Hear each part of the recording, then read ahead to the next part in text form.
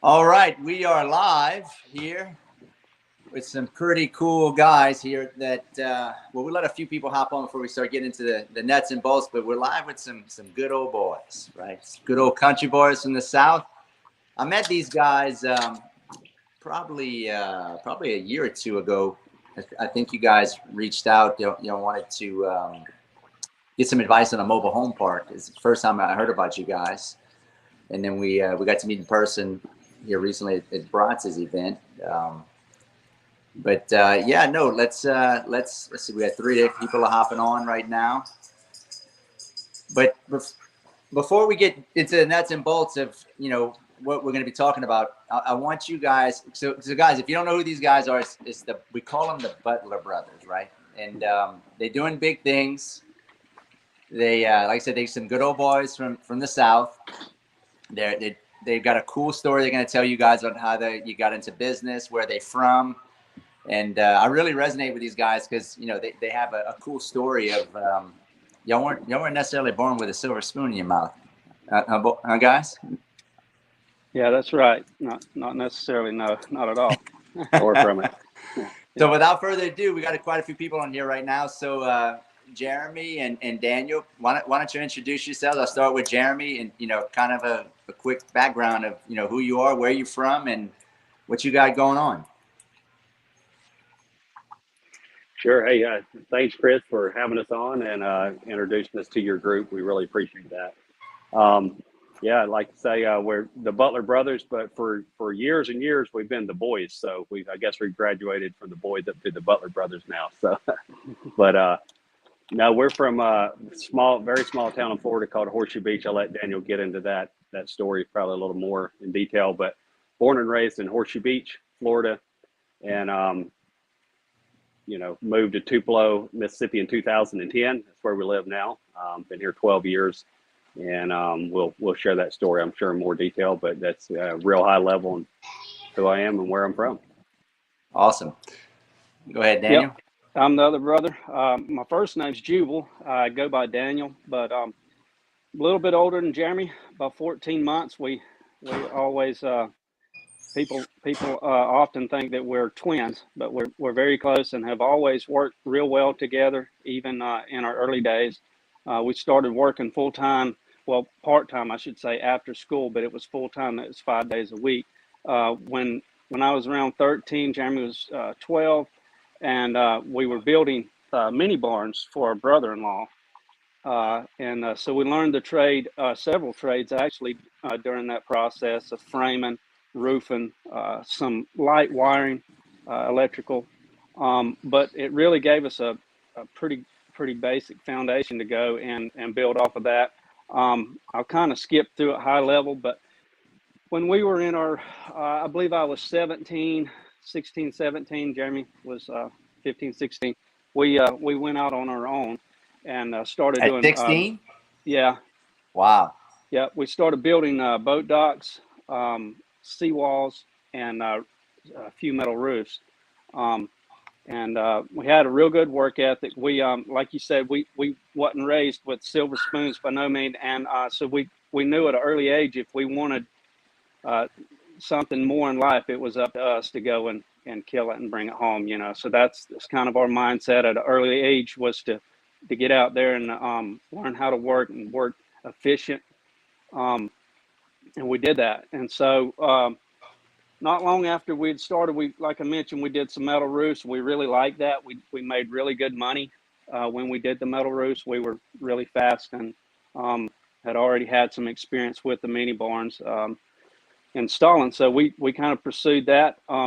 We actually got into it pretty big time within 3 or 4 years after kind of focusing in on that area, that market, and got our state licensed when we were Jeremy, what were you, 20 years old, I think, when you took the test? I think I was 20. Yeah, whatever.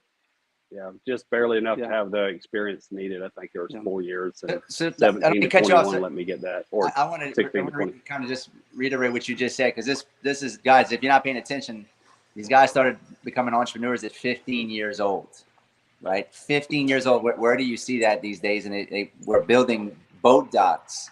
And you said you were wiring up, doing electrical work at 15, 16. You don't see that these days hardly anymore, which is freaking amazing. Yeah, and we really appreciate our brother-in-law giving us the opportunity too.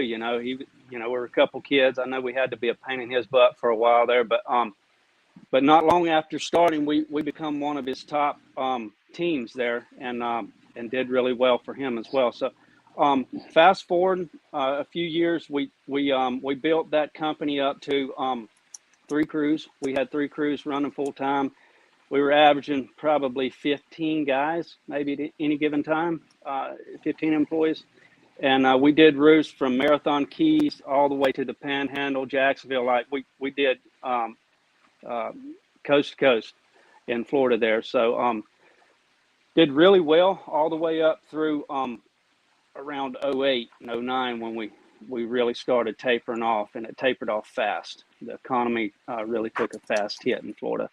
And so kind of pushed us to start looking for some other opportunities. And we were ready to get off the roofs, at that time. Anyway, we were in our mid to late 20s, and already really, starting to feel it in our back and legs and all. It's hard work, especially in Florida. And so had the opportunity to come to Mississippi, Tupelo, Mississippi in 2008.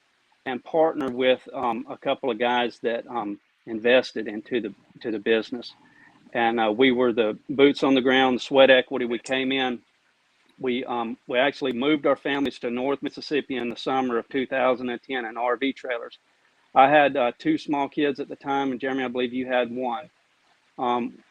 We basically burnt the ships when we left Florida. We sold off everything we had, trailers, houses, and moved to Mississippi, and it was a make or break type of thing. So we came up, like I said, in 2010, stayed in an RV park for a couple of months, found a building to build our business out in, and it didn't take long to take off from there. We were in a good, strong market.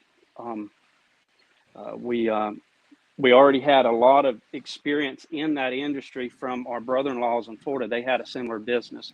So we bought a lot of metal roofs from them throughout the year. So we kind of understood the business. So we opened up in September of 2010, Jeremy and I, and 1 part-time worker. That year was, it was somewhat slow. Took a minute to get our name out, but we would do drives. We'd go look for contractors, and when we'd find one, we'd pull up on the job site, introduce ourselves, and ask for their business. It was definitely a grassroots, build it from the bottom up type of thing. So our first year, we did, I believe it was 1.9 million, if I remember right, Jeremy. It's a little delay there. Yeah, first full year. Yep. And really started gaining some serious traction in our second year. By year 3, we branched out and opened a second location in Jackson, Tennessee, which is about 100 miles north here. And built that company up in 2018 to 30 million in revenue and about 75 employees, full-time employees. Wow. And then we got approached by a large company, investment group, to purchase us. We really wasn't looking to sell.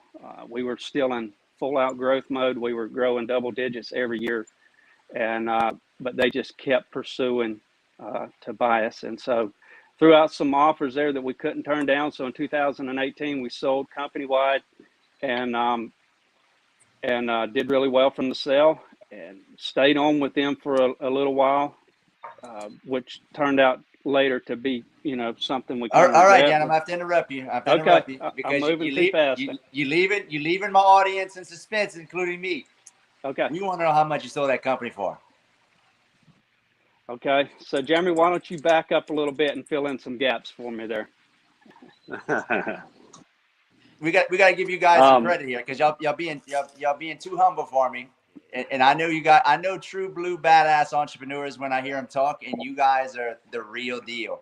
And I can appreciate that. And my audience is going to want to know, you know, dude, if you got a $30 million company, you're probably doing 30% revenue and net profit. So I can about imagine, you know, what that company offered you. So, you know, let's not be timid. Let's tell these guys, you're not bragging, you're inspiring people. My followers, they don't take it as bragging. You're going to inspire a lot of young entrepreneurs. So let's tell them like it is. Go ahead, Jeremy. Well, like Daniel said, if we would have been if we'd have been looking to sell, we'd have ran the company a lot different. But as you know, growing is expensive. You know, you're not as efficient. You're hiring people for the next million of sales that you ain't got yet. And, you know, we could have leaned out in a couple of years and really maximized our EBITDA and you know, just took our foot off the gas a little bit with sales. Because it seems like, you know, there's just plateaus as you grow. About every 8 to 10 million, it's like you hit sweet spots, and then it's like get past that, you got to spend money and grow past it, and then you hit another sweet spot. And so that's kind of where we was at. But with that being said, we was about 30 million. We was a little over 10% net EBITDA on that. So it's manufacturing. We turned a lot of dollars, but you know, it's around 10-12%. I believe where we was at. That's so amazing. we our portion of that, our portion of that, or for the two companies we had, there were some other companies rolled up in the sale, but we was around 18 million, and then you had debt and partners and payouts and all. So that was about. And you guys were how old when this happened? Well, it's 20. I was 25 when we started up here in Tupelo, and when we moved up, and but keep in mind, we'd already been roofing 8 or 9 years, so it's just because we started so young. And then so in 2000, I think I was 34 when we sold. That's amazing. So that is awesome. That is a true, go ahead.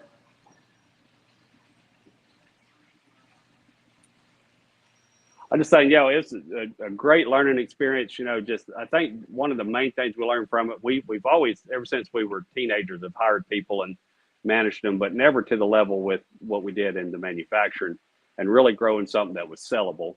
In the roofing, we didn't really know. We just was making a paycheck. We really didn't know what we were doing.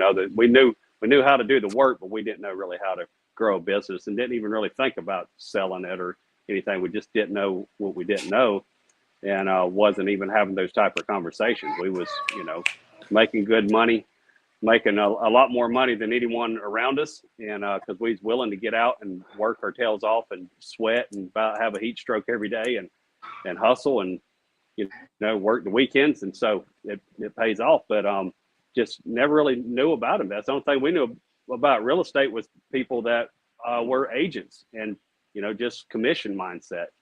So I never really understood or had anybody close to us that really said, this is how you make money investing in real estate.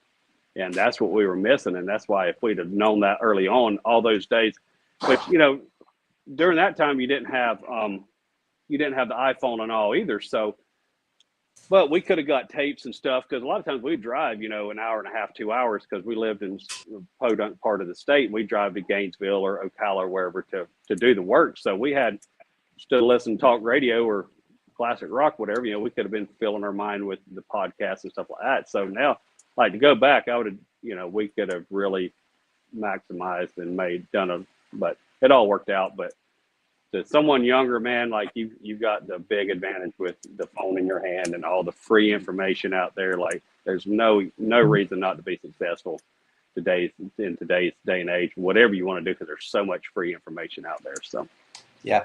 But, Jeremy and Daniel, maybe, because that's a phenomenal story, by the way. I mean, maybe give like a couple points to my audience, like what you obviously did a lot of stuff right, but I think that there's not a whole lot of learning lessons when, you know, all you're doing is winning. What did you do wrong and what you would have changed? I think that would be more valuable to the audience. Like, what do you think you did wrong in that, where you could have sold it for more, or the things you, in retrospect now after running that company, maybe tell us some of the things you did really right and some of the things that you wish you'd have changed. I think some things we did right was, you know, we had a really good team. And we really focused a lot of energy. Once you get past about 8 or 10 million, it's beyond you. Like, you've got to start getting systems and processes in place and start delegating and documenting what you're doing and all that tribal knowledge you have. And you really got to get it on paper in a way to transfer that to someone else. So we really, 4 or 5 years in, we tell a story about whenever we had a big sales goal to do $4 million in 1 month. And May was always one of our biggest months out of the year. We had a lot of seasonality, but May was always a good one. And so we had a goal to do 4 million of sales in 1 month. And for 2 or 3 months, we kind of planned some sales go leading up to it and had a lot of hype around it. And that was a big jump for us. I don't remember what the prior year was, but probably $1.5 million less than that or something in the previous May. But really put a lot of our energy and effort into the sales side of it and pushed like crazy, and we hit the number. And it was like, man, this is great, but celebrating it, but it wasn't like we couldn't celebrate it long because we started having people walk off. We had people down there working 16, 17-hour days and just ate up with overtime, and people disgruntled. So we realized, like, if we're going to grow, like we had all intentions of growing, we've got to figure out this other part, which is the management side. And, it's easy to look at, well, let them go, we'll hire someone else. We did that for a while, and that's good for your ego, but we learned pretty quick that the next person, coming in is going to have the same potential problems and all that. So, like, we got to figure out how to have a foundation and work on ourselves to be an employer that can keep people, and keep them engaged and all that. So during that, we spent about the whole month of June then just really going back and dissecting, like, what did we do wrong? Where was it? Like, it really exposed all the weak points. And during that time, I was actually going on vacation the 4th of July, up, me and my brother, and I think our sister was going up to the Art up in wherever that is in Kentucky, I think it is. And on the way up there, it's like I just Googled business books, or I forget, top management books, and How to Be a Great Boss popped up. So I was like, that's interesting. And downloaded the audio book and listened to it on the way up there. It's like, man, just over and over. That's the first time we'd heard of the EOS system. Over and over, it's like, man, that's us, and just like it was speaking right to us. And so I think on that trip, I listened to it 2 or 3 times, called my brothers, like, you got to listen to this. And so one thing that really helped us then was getting on the EOS system. If you're familiar with that, Traction and Yep. EOS, are you familiar with that, Chris? Yep. Okay. So that's one thing that really helped us get the Well, why don't you tell our audience, because some of the audience may not processes know exactly down, what and we you're hired an talking about. implementer, and over the next year we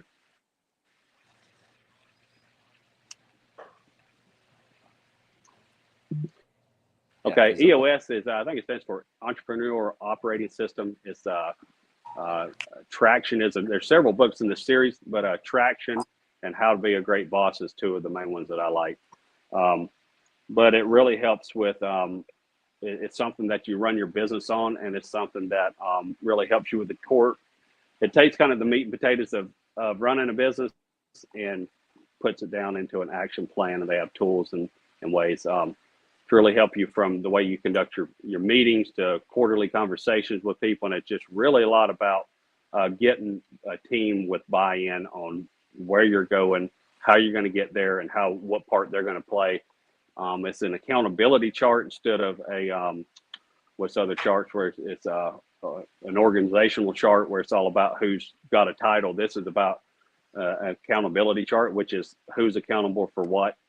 And so it's just a really great system. And if you're struggling on that side with the people side of the business, I'd highly recommend you read or listen to the book How to Be a Great Boss, because it really helped us a lot. And so, Chris, I think the question was some lessons we learned. Maybe that was a lesson, but that was a big failure after a huge win. Was after, like I said, it was a short-term celebration, because we were in bad shape up in the shop, and it's like we really had to get the mirror out and look in it and say, like, if we're going to continue to do $4 million months going forward, we got to figure some stuff out. So that's what we went to work on for a long time. Awesome. Daniel, what were some of the biggest lessons that you learned as an entrepreneur, scaling a $30 million company, exiting? What were some of the takeaways? Well, I think I mentioned it earlier. One thing that I would never do again is stay on with a corporate company like that and try to stay on for any length of time. Maybe give a 3 to 6 month window there and then kind of phase out. But that was something that we'd really built the company on customer service, doing what we said, backing that up, quality products. And a company like that's going to come in and they're going to ring you for every penny they can. And it just really took it down a path that we had taken so much pride to build the company on a different model there. And so it kind of, I feel like we got out in time, but it was starting to kind of tarnish our reputation a little bit. And, we've always worked real hard to be in the public view as an honest, upright citizen, in businessmen. And so that would be something that if I ever sold another company, I would never, no matter who it is, I don't think I would stay on for any length of time after the sale. I had another thought. It left me though. I was going to add to what Jeremy said. Maybe it'll come back to me. That's good. Yeah. Well, if it pops in, just interrupt us and insert that thought. That's you said something very pertinent.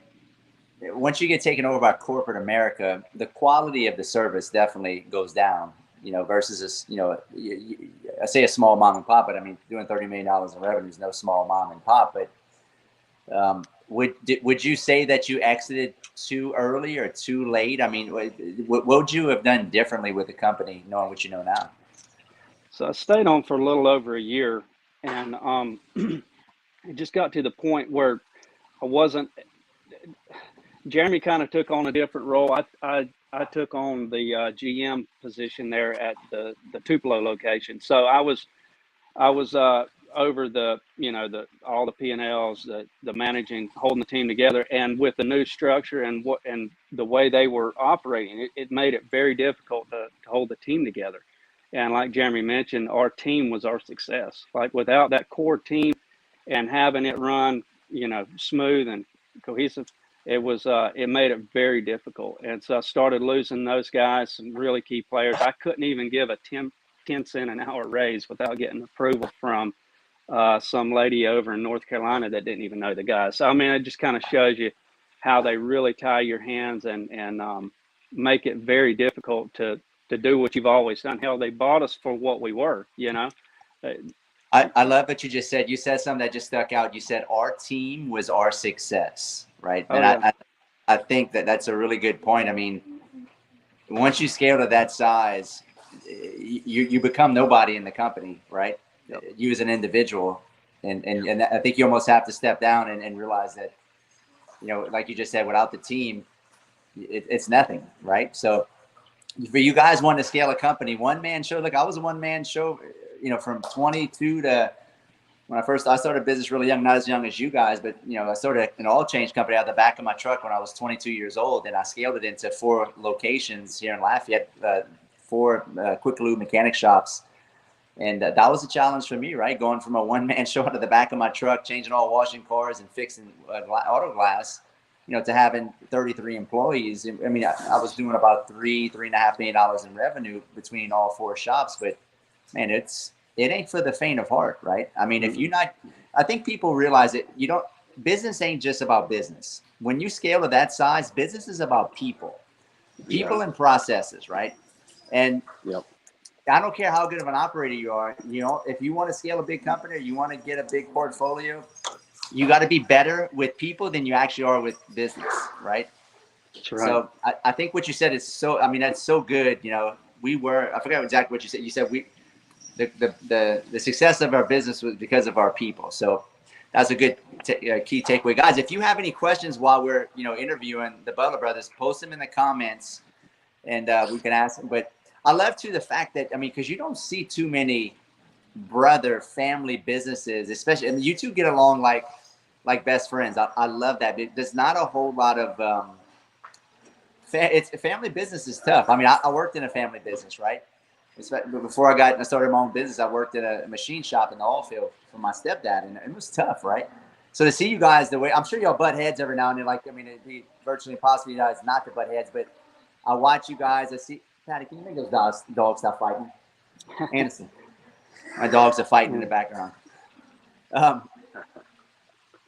To see a family-owned business that you guys scale together, and y'all, and the way that y'all really have roles, and y'all really know each other. It looks like y'all really know each other's strengths and weaknesses, and y'all play against that, right? And let's talk about that. I mean, I think that's huge that you guys have started a business like that as brothers, and I think a lot of my followers probably have brothers and sisters that may be thinking about starting a business with their brother and sister. That may or may not be a good idea. Maybe talk on why. What made y'all so successful as brothers in a business? Well, we've always been close, you know, in age, and growing up, we were best friends and still are best friends. We like you said, we do know each other's strengths and weaknesses, and we do play to those. But it wasn't always easy, Chris. I mean, let's not sugarcoat it. There were times that it was very difficult, and I think a lot of that was we didn't communicate well. We would let things build up until they exploded, and then we would have at least twice a year, sometimes more, we'd have a big explosion. But then it would force us to talk it out. A lot of times what we were thinking wasn't accurate. So throughout the years, I just feel like we've become a lot better at communicating before things start building up to the point where it's an explosion. I think it's probably been close to 2 years since we've had one of them. So I think we're doing a lot better. But no, communication is key, man. I believe in that. Yeah. Jeremy, you can add to that. Yeah, I was actually thinking it was a little longer than that. Have we had one since we left there at Reed's? Nothing too serious, I don't think. So, yeah, we're getting better. I think too is like, you know, if you start, one thing that's helped me through the years is just thinking about, you know, especially after Reed's, like I think about, you know, he don't have to do business with me and I don't have to do business with him. Like, you know, we do it because we want to.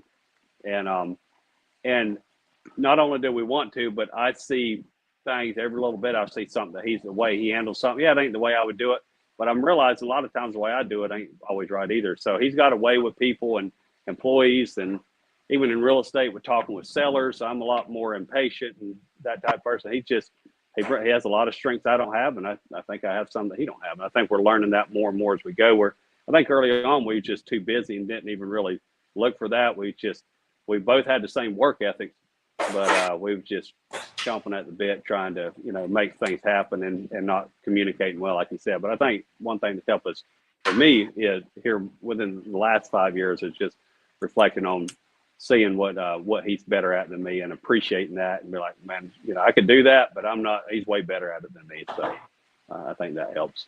Likewise. But like you said, it ain't always been easy. But it's like, you know, like a marriage. I mean, it's not always the honeymoon. That ends pretty quick. So, but I think there's way more pros to having a good business partner that I know there is, that you can really lean on and trust and like that, just like a life partner with your wife, you know. I mean, it's the good outweighs the bad. So I think that's what I think failure's never really been too much of a thought for me on that. I think we've just been committed just for whatever reason.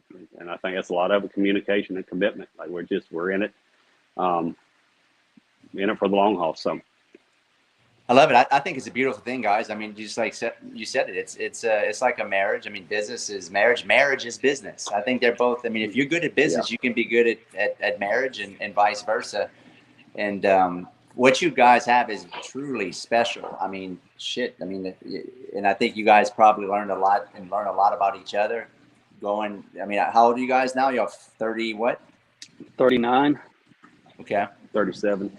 Okay. So, I mean, hell, it's like fine wine, right? If you stick it out long enough, you get better and better at it. And no, I'm inspired just by you guys' story, you know. So that's really cool. But see, one guy says, one of the most undervalued channels. Chris, you and your guests are great. Hey, I appreciate that, Truck Boy 383. I try to bring on some players, man. I appreciate that. Bring your questions if you have any questions for the Butler Boys. But listen, this is the realities of entrepreneurship. You're gonna fight. You're gonna have disagreements. You're gonna have people quit on you. You're gonna have, maybe your best employee double cross you and go work for your competitor. You're gonna catch employees stealing. That's happened to me, dozens of times. All of the above. Yeah, it's happened to all of us. If you play in the game, that's the realities of being an entrepreneur. And for you guys listening and watching, this shit ain't easy, right? But we can mitigate the barriers of being an entrepreneur by doing what, right? Learning from people's mistakes, right? And this, honestly, I've gotten to where I've gotten. I ain't that bright. I'm just be honest with you. What I am good at is I work like a dog, and I don't quit. And I think a lot of entrepreneurs have that same quality. I'm just listening to Jeremy and Daniel. I can guarantee you their biggest and best qualities is that they work like dogs and they're resilient. Y'all said that early on, and that's been my story too. I don't think you have to be that bright to be successful in business. I think there's this misnomer that you got to make straight A's in school. What you need really is you don't need that much brains. I say this all the time. You need balls, right? And you guys got massive balls to go in. I'm sure y'all guys y'all probably had millions of dollars worth of debt. You had to sign off equipment, buildings. It takes some balls, right? So learn from these guys. I want you guys to learn. They're putting on a really, really cool thing. We talked about it. They told me what they were doing. They have this mastermind. It's not just a mastermind, right? It's going to be a good old time in South Louisiana. Probably one of the best fishing places in the Gulf of Mexico, I would think, for fishing. Why don't we talk about that? Because you guys are hosting a mastermind coming here soon, where we're gonna talk about real estate, entrepreneurship, mindset, kind of what we talked about right here, but maybe on a higher level in a more intimate setting. But we're gonna have a good old time after. Why don't we talk about that? Yeah, so it is. We were raised on the Gulf of Mexico and Florida, and some great fishing there. But this is even better fishing than that. We've been down there probably over 10 times now in that area. A lot of those have been at the same outfitter we're going to in October. But, we back up, once we sold our company, we started getting out and kind of knew we wanted to get real estate. So we started going out to some events and wound up getting in some masterminds. And if you've never been to any, it's a game changer on just, you learned a lot of tactical stuff out of them. But the biggest thing is the relationships with the people you meet. So it's like, a lot of them are in cities and stuff like that, and that's fun, and it's nice to go to these cities and not dissing that, but we want to do something a little different where it's outdoors, and because that's really who we are, being authentic. We were raised in the woods and on the water, so really want to bring people around an event and outdoors and something that we can go have fun and do business at the same time.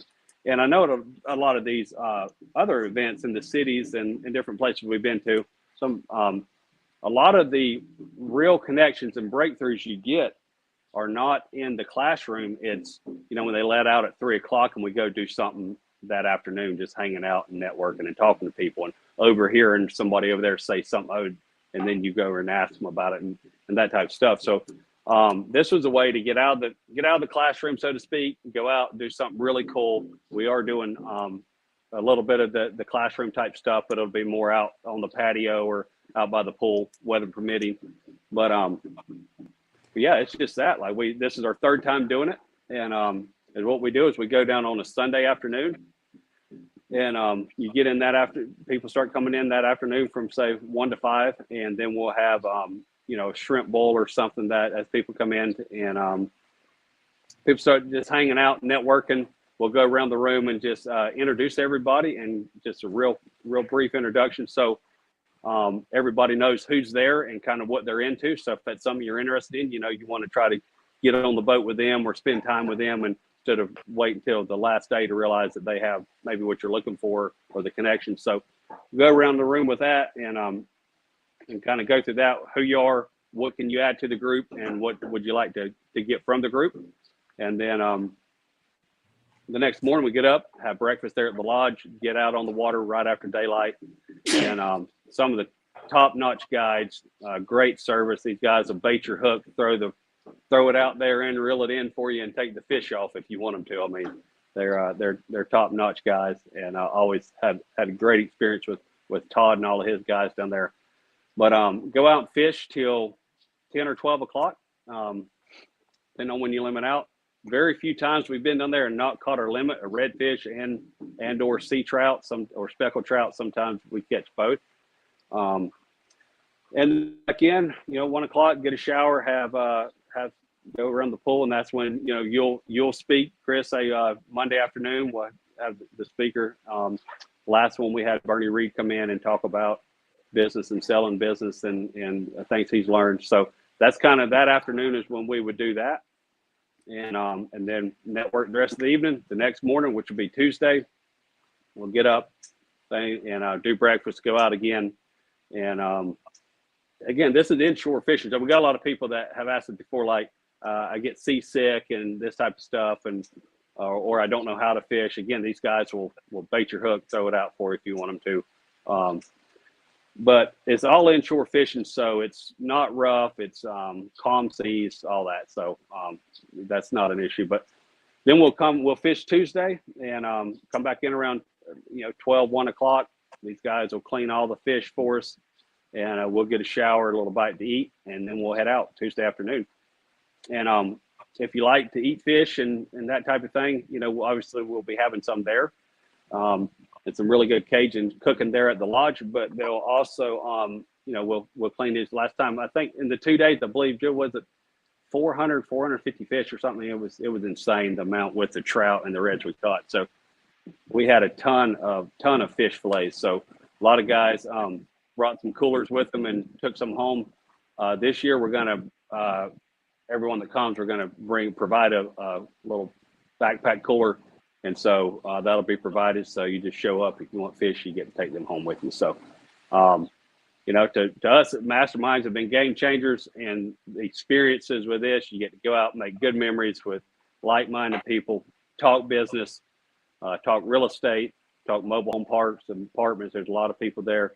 Caleb Marty will be there. He's our partner in the Capitalist Cartel. A lot of you guys that, may or may not know him here on your channel, Chris, but I don't know if you've ever met him, but he'll be adding a lot of great mindset and tactical things that he's used to grow to close to $100 million. That pretty well he owns close to 100, right at 100%, I think. Very like-minded person, hard worker. That's what he just said. I don't want to.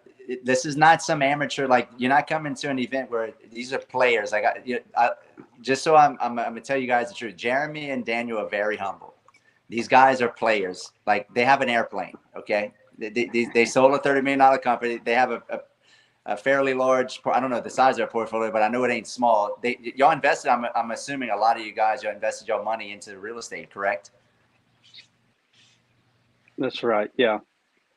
So we went pretty well all in on real estate. When we realized, I'm sorry, we got a delay here, but we had a 5-year non-compete. So we got, we're still under that. So when we realized we were going to sell and we couldn't do what we knew how to do, which was roofing and construction for 5 years, we went all in on real estate and bought every course and hired a bunch of mentors and just really expedited our learning curve and went all in on real estate. And so that's what we do every day. We love it, passionate about it, but we really pride ourselves in operations. That's in manufacturing. We pride ourselves actually back to roofing. Like, we pride ourselves in doing quality work, happy customers, and manufacturing the same thing, customer service, happy employees, a good team. And that's really set us up to be successful in real estate, is already having that experience. We didn't we're maybe have an advantage in real estate because of the past 20 years of business experience and selling and having some money to invest in real estate. But, Chris, it's not required, but it did set us up where we're going all in. We want, we want them. We don't want just a couple of duplexes and all. We want to do this full-time actively, not just a little side business. And so right away we started acquiring properties, hiring, and putting together our team that we have in place now. We can, we'll share stuff about that at the event. But we have. I share a little bit about our portfolio and what our team looks like. But a lot of people talk about their door count, and to me, that's kind of depending on how much you own of it and all that. It's really kind of irrelevant. Like I look at rent roll, like what you've got coming in every month, because to me, money coming in my account, I have 3 kids that eat a lot. And so I want money now, coming in. So I look at what's the net cash flow, and we buy cash flow and properties. We don't get real hung up on the pride of ownership either. I think that's why we resonate with you with mobile homes. It's money now instead of waiting 10 years that might appreciate. We make some money. So, but we do about this month, we'll do right at 450,000 in collected rent. And we own together, me and Daniel own about 86% of that. And that's about 200 mobile homes. That's including some lot rents, 3 or 4 different parks. And we have about 375 apartments. And of that, about 30 of them are houses. And then about 7 commercial buildings. So that's kind of what it looks like on our portfolio. All of that is here local, except for one in Tupelo, Mississippi, surrounding areas, except for we have one self-storage. Actually, I left that out. We have a self-storage in Hattiesburg, and we have 65 of those apartments are in Texas. In addition to that, we have a little over 600 storage units. So we stay busy with. Just so I'm clear, Jeremy, you didn't go to Harvard. You don't have a college degree, and you didn't make straight A's in school, right? I didn't. So I don't even have a high school diploma. No, we're proof you ain't got to be smart. Like we were. Guys, listen. This is no bullshit. High school dropouts. I've been going to masterminds for about probably 7.5, 8 years now. I'm telling you with the most certainty, you don't have to get a college degree to be successful in life. You do not have to have you don't have to be a straight A student. To be honest with you, more than not, the guys that are most successful are the guys that didn't do good in school, or quit in high school, or failed out of college, or were considered slow. Right? I was put in the slow section in third grade. It told me I was slow. I could barely talk. Right? But if you still understand in it, sales, what's that, Dan? I'm still in the slow section. But if you understand the fundamentals, like what Jeremy and Daniel talked about most of the time, sales, marketing, and operations, and understanding people, and having an insane work ethic and being resilient, guys, you can do whatever you want.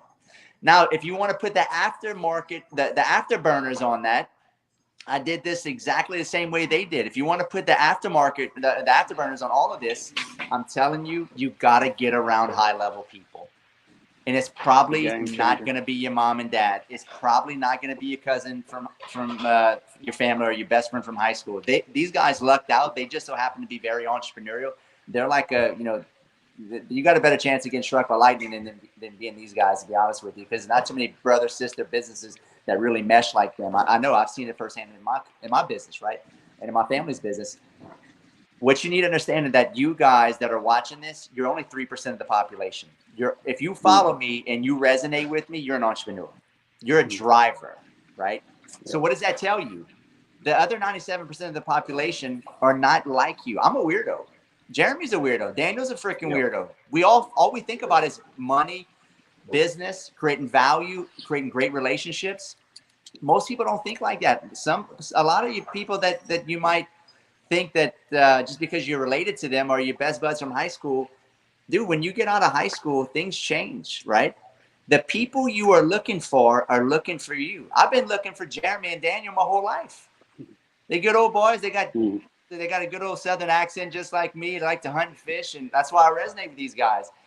But I'm telling you, if you want to take it to the next level, the drivers are at masterminds, and the drivers are the ones that are going to take you to the promised land, right? Because people like Jeremy, me and Daniel are givers. Like I give, I help people. Yeah, there's a barrier to entry. I mean, it's going to cost money for you to do it, but that's the test. That's the test. Can you make it? I've spent hundreds upon hundreds of thousands of dollars in Mastermind. Shit, I'm probably, Mom, we got to be at least $600,000-$700,000 in Masterminds by now, easy. But that's what it takes. Exclusive.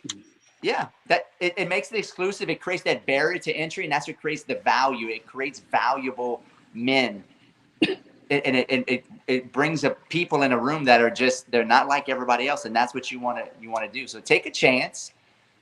Come to this mastermind. I'm going to be there. We're going to catch a bunch of fish. You're going to meet a lot of awesome people that are just like you. You know, get out of your comfort zone. And I want you guys to follow these guys and make sure you make it out. And if you can't make it to this one, what's the dates on it, Jeremy? October the 23rd. That'll be the Sunday we gather in. Then it'll be the 24th and the 24th and 5th, which will be Monday and Tuesday. Awesome. So, yep. And what's the price on this? So it'll be $4,700, and that's all inclusive. Everything's included: the food, the lodging, drinks, meals, the guides, the tips, everything. Again, we do have a lot of hard cost in with that. That's it, man. Shit, I paid $2,500 just to go fishing with my boys in Gulf Shores. I didn't even get a Mastermind. I know. And you get all the fish you want to bring home as well. So it's an insane value, and but we want to give back. Again, we got a lot of cost in there with these guys. It's top notch. I'm telling you, we've been there over at least 10 times, and just love the place and the whole vibe down there. It's $4,700, and that's it. That's awesome. So we're gonna wrap this thing up, but I want you guys to leave my audience with a couple key points, because a lot of my guys that follow me, they're 18, 19, 20, 25. I got some 30-year-olds that follow, but the audience here is going to probably be 20 to 30 years old. A lot of these guys are aspiring entrepreneurs. They're either just getting into real estate, or they're just getting into some type of entrepreneur business. And they what would be just one or two things, if just knowing what you guys know, scaling a company, if you're 22 years old and you following Chris Root, and now you're following, Jeremy and Daniel Butler, what would be what would the younger version of yourself tell that 22-year-old kid that's following us and watching this live right now? Let you go first, Jeremy. I think, like you said, get around people that are doing what you want to do, and block out all the rest, and love them and friends and family and all that, but just realize you're not like them. Like you said, if you're watching this, you're not like about 97% of the population. So realize that and embrace it. Know you're weird, and be cool with that, and just know what you want and go after it. Get around the people doing it, and listen to what they have to say. And something I seen the other day that stood out to me. Somebody said, a lot of y'all are hating on the people that you should be asking advice from. That's a lot of truth there. So quit hating on the people and get around them and listen to them. And one other thing, I may give a tip that we did at Reed's that was a big success for us on team building. Because to me, if you're going to get very far in anything, you got to get outside of yourself and hire people. They're assets, the right people are assets. And one thing that we did, and I'll just kind of give a real short version of it, but we started, like Daniel said, to begin with, we did everything ourselves. We answered the phones. We went out there after 5 o'clock, made the materials, ran the machines, delivered it, went out, did sales, shook hands, all of that. So from there to 70 employees, obviously there's a lot of things changed. As we were growing in some growing pains, it was we'd get called out a lot, let's say to the shop, and some guy running a press brake, there's a sheet of metal that had a little scratch on it. And they said, should we send this out or not? Hell, I don't know. I've never seen a scratch like that. Nobody ever told me. There's no manual on if it's this long, you send it, if it's, And so just a lot of repetitive stuff like that. We needed people to think for themselves. And how do we get people to think like we do and think for themselves? So we spent a lot of hours thinking about it. Daniel's like, what tells me whether to send that out or not, or throw it in the trash and make them another one? And so it kind of come back to the Bible and the golden rule: do unto others as you have them do it to you. But we turned it into an acronym of "What I Want This," and we use that from basically, if I would want that piece of, if I would pay $30 for that ridge cap to go on my roof, and and I was okay with that scratch, send it. Like, odds more than likely they're fine with just a little hair scratch on it.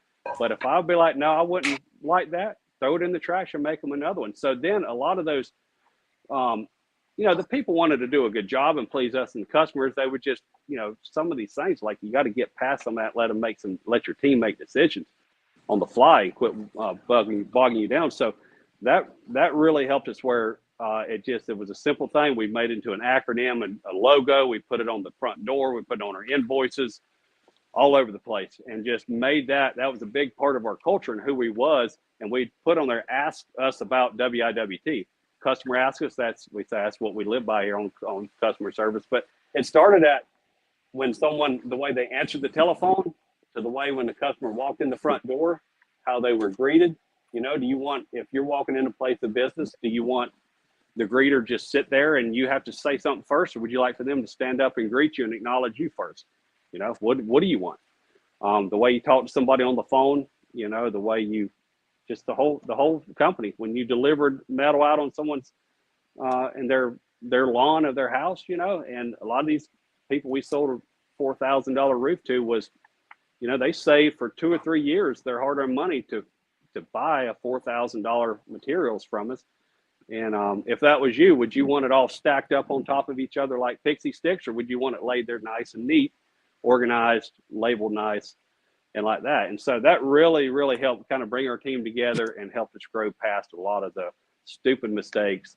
And so hopefully that'll help somebody along the way, to grow in a team, because it's not easy, but it's very rewarding when you see people doing the right thing for the company and the customers. So I love that. That's awesome.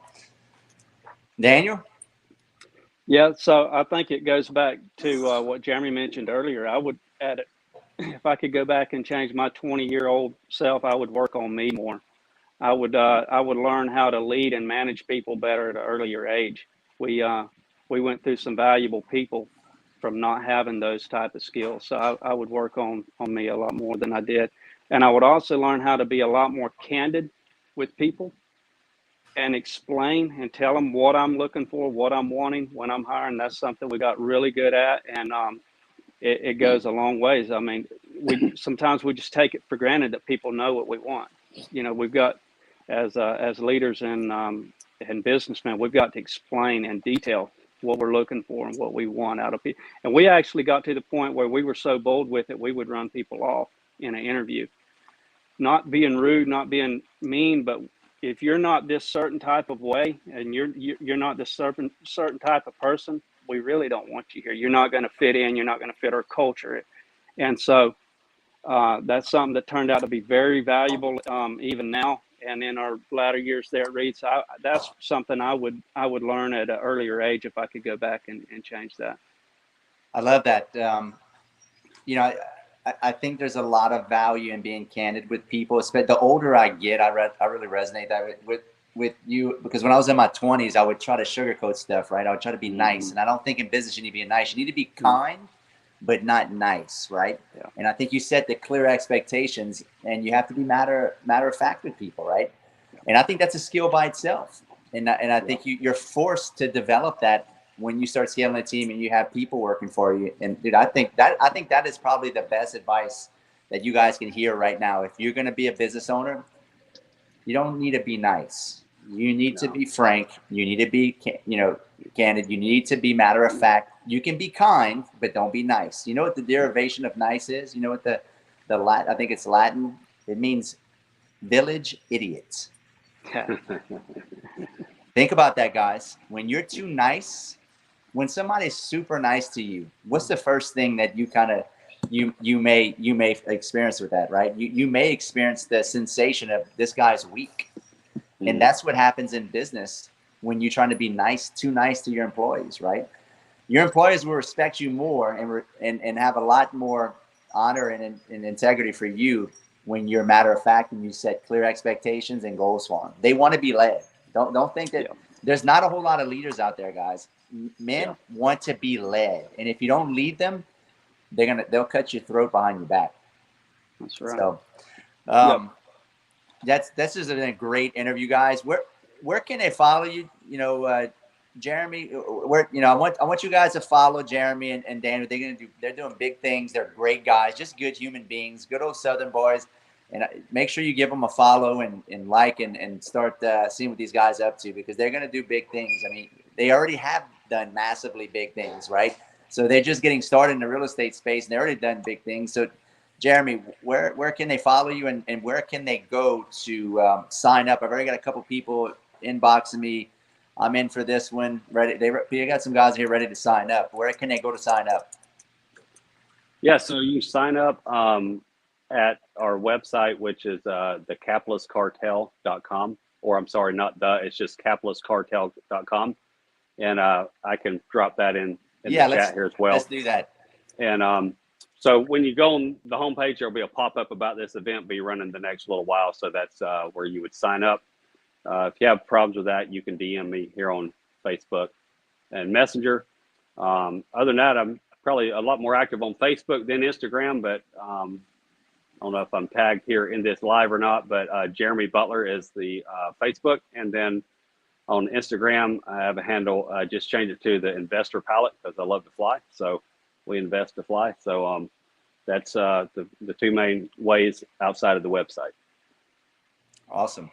Chris, one other thing too. Do you mind if a quick plug on the Capitalist Cartel as well? What we do Absolutely. There? Yeah. Okay. So the Capitalist Cartel is a group that we put together a little over a year ago with me and Daniel and Caleb Marty. That's he'll be on this event as well. And what we do in there is we have weekly live calls, but it's really just a group of entrepreneurs. A lot of value in there. There is some crypto. That's not a real hot topic right now, but we didn't invest more than we could stand to lose, and we're in it for the long haul. So we see this as a downturn and a buying opportunity. Go ahead and get that out of the way. But definitely hodling our crypto right now. But we are all in on basically the Rich Dad Poor Dad book. We're living that in life. We're buying assets, offsetting taxes, and we're teaching the mindset and behind the scenes what it looks like for those deals and answering any questions.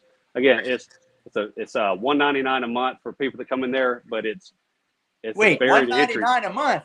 Yeah, but it's so, where do I sign up? I'll shoot you the link, but it's on capitalistcartel.com. But again, we're just trying to provide a lot of value, and it's not a lot of money. It's very, very the money's kind of what it is, but it's a barrier to entry. Again, somebody that will sign up and invest their some money in their self and say, hey, I want to get in the group, and I'll sign up. We'll take a lot more time with them because they're way more apt to do something with it. All these other people ask you questions, and hey, it's a year later. I had people inbox you this year later, and they still looking to do their first deal. I mean, they're not serious about it. You don't get serious about it. Put your money where your mouth is. It's not a lot, but we definitely put a lot into the Capitalist Cartel there and trying to help people at all different phases of business, scaling teams, hiring, but also a lot of focus on real estate. And basically playing real life Monopoly is what we're doing. So, and teaching others how to do that. Looks like we got one of your students here. Josh Harm said, nuggets dropped in the Capitalist Cartel. Yeah, Josh is a great guy. Hey, Josh, good to see you on here. Thank you. But anyhow, I didn't mean to take over there. But this is good stuff, man. This is good stuff. Daniel, where can they follow you, and where can they connect with you, and what's your final? What do you got to end with here? Yeah, so I would think Facebook would be the best way to reach me. Jubal Daniel Butler. Jubal is spelled Jubal. I'm hardly ever on Instagram. I do have a page there, but I think it's JD Butler. But yeah, the best way would be Facebook Messenger. And Chris, we really appreciate you coming on with us and interviewing and talking with us today and letting us be a part of your event here. And really looking forward to spending some time on the boat with you in Louisiana soon. So. Absolutely. Am I saying that right? I'm not saying it right, am I? Louisiana? Well, Louisiana is the way we. Yeah, Louisiana is how usually people outside of Louisiana say it, but Okay. But you could probably say we're losing. I mean, we're like the poorest state. Well, actually, you live in the poorest state right now, I think Mississippi. so. We're number 2. You guys are number 1. Better buying opportunities, right? That's how I look at it. Hey, absolutely. I mean, you got guys. Hey, I'll never buy in those cheap podunk states. They're poor. I mean, look, there's one of the best deals I'm buying. I'm closing in 2 weeks in Brookhaven, Mississippi. 67 units, 35,000 gross a month. You know, a phenomenal deal. 2.2 million.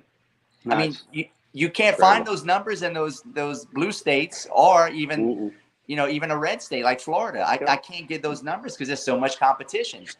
So there's a lot to be said to in these southern states: Alabama, Mississippi, Louisiana, Arkansas. So I mean, yeah, absolutely. There's deals everywhere, guys. Don't let it fool you that just because the market's hot. Listen, people are still selling property at a really good deal. I see it. My students see it. I know you guys are still buying deals. And I mean, yeah, the market's hot, but you just got to have a little bit more due diligence. And but no, this was great, guys. I'm super excited about going to the event. I always go to learn, and just like you guys said, it's really the relationships. If you want to, it's not even about the fishing. It ain't even about the knowledge. It's about the people you're going to meet. It's good, high quality people. And people you could do business. Listen, most of the deals I bought in the past 2 years have been with people that I met at Masterminds.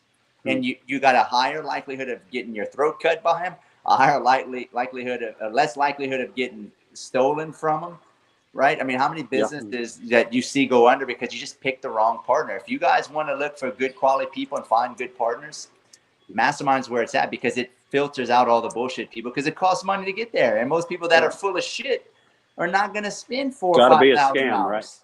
What's that? It's got to be a scam, right? So it's a freaking scam. That's right. If it ain't free, it's a scam, right? So quit going to the free RIAs.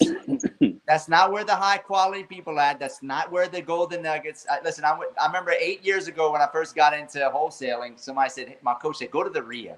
And I was already a net worth millionaire. I was an entrepreneur. I went to the RIA. I walked right in there. I stayed in there 5 minutes and I walked right out. I never went to a RIA again, guys. And that's no, punch or jab at you guys that go to RIAs. But the highest quality people at these masterminds, get your ass over there, grab your tickets, inbox Jeremy and Daniel, go to the Capitalist Cartel if you want to sign up for the mastermind. Or what is the link for the? Make sure we put it in the group there, Jeremy. For the, I'm doing it now on my website. And you're gonna have a good old time. We're gonna catch a bunch of fish. We're gonna hang out. We're gonna drink some beer, drink some wine, and hopefully have some cigars there. We'll smoke on some cigars. So top chill. We'll definitely have some of those. Oh, it looks like you put it in the private chat, Jeremy. Oh, did I? Okay, I'm trying to do it on my phone. No problem. Anyway, I think that's about it, guys. Appreciate you, Daniel, Jeremy. I appreciate you guys coming on, and I guess I'll see you guys in a couple of months. So, all right. Looking forward to it. That sounds good. We're going to see you at your place then September 1st. So looking forward to coming down and supporting you. That's right, guys. Lafayette. That's right. Lafayette, Louisiana, September 16th and 17th. We've got the Allies Mastermind. Jeremy and Daniel are going to be there too. I'm going to have to get you guys to come speak at one of my events. We're just there to learn. Hell, man, we may have y'all speak at this next one. Oh, but listen, guys, I can't. I know I'm repeating myself, and it sounds like I can't tell you how many people I got to pull their teeth. It's like pulling teeth to try to come to Mastermind. And when they finally come, they're like, dude, I can't even believe you only charge $5,000. I can't believe that you don't charge $25,000 to come to these events.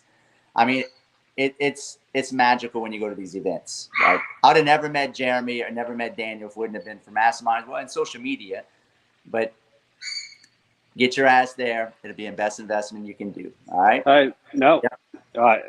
I'll hush. But we met you through Tim Brock's group that gave me your number to call you. So Mastermind connected us. Yeah. So that's a good point. There you go. So we met. I think Tim Broad. I'm a part of his mastermind. You guys are part of his mastermind, and he recommended you guys to call me because he didn't understand. I think you were wanting to invest in mobile home parks, yep. right? Exactly. Yep. And we we connected there. I mean, Connections.